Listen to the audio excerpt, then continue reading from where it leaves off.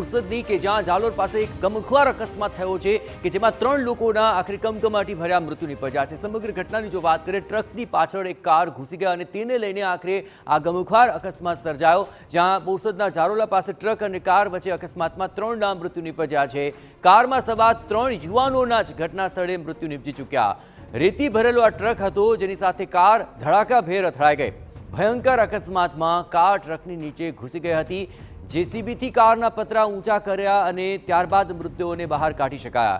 3 કલાકની જહેમત બાદ આ 3 મૃતદેહોને બહાર કાઢી શકાયા હતા। આ ત્રણેય યુવાનો બોરસદના જંત્રાલના વતની હોવાની વિગતો મળી રહી છે। આ સમગ્ર મામલે વધુ વિગતે વાત કરવા જોડાઈ રહ્યા છે ટીવી9 સંવાદદાતા ધર્મેન્દ્ર કપાસી। ધર્મેન્દ્ર, અકસ્માતની શું વધુ વિગતો મળી રહી છે હાલ? જે સમગ્ર મામલાની વાત કરવામાં આવે તો ગઈકાલે મોડી રાતની આ ઘટના છે, જેમાં બોરસદના જારોલા પાસે ટ્રક અને કાર વચ્ચે ગમખ્વાર અકસ્માત થયો હતો।